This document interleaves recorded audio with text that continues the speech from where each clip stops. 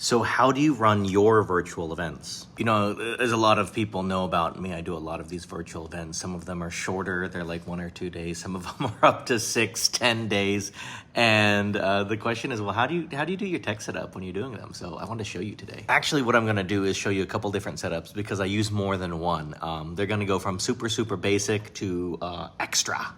Today I'm going to actually start with extra just because it's harder to get this set up, but it's for different purposes. Sometimes I'm presenting, I'm teaching, and then sometimes I'm just viewing and running the back end of the house. So I want to show you that one first.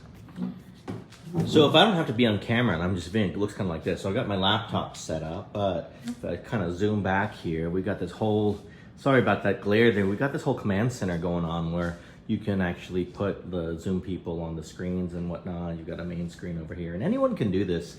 If you just have a TV, these are fancy screens, but the truth is, all they are just like TVs. Anytime you do a virtual event, I would recommend if you're gonna be there for a long time, put it on a TV. All you need is a HDMI cable or AirPlay or something like that. Sometimes it's as simple as this. Just sit on your couch, and it looks like this. Just grab a laptop and then you can just watch it here on your TV stuck on your wall or whatever it is.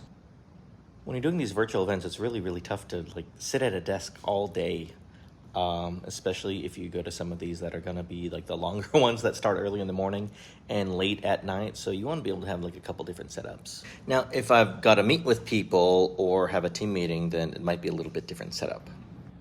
So I've got my desk set up here where we've got a couple of these, I think these are Elgato key lights.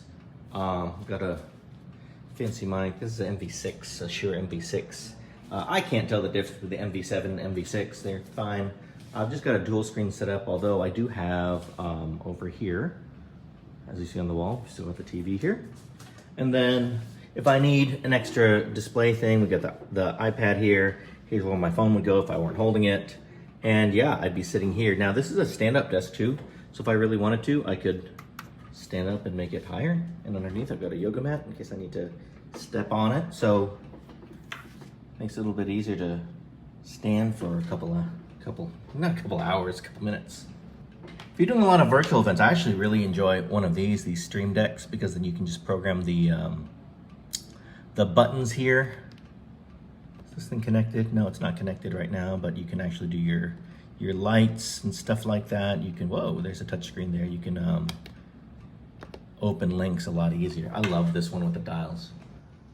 Some people ask what kind of camera I have. I actually really like this one, which is a cheap $20 Logitech. It's the Brio 1-on-1. I think you can get this one from Walmart even. I know you can get it from Amazon for like 20, 30 bucks. It's a 1080. It's everything you need. In fact, most people, I know a lot of people, they actually don't want the higher resolution on their webcam because then it shows everything on their face. So typically, in fact, if you think about it, most Zooms are only gonna max out at 720 anyway. So, I mean, you don't need a super, super fancy camera. Although if you want one, I mean, go for it. In another video, I'll show you an even more basic setup that I'll oftentimes use when I'm at my home office or if I'm just on the road.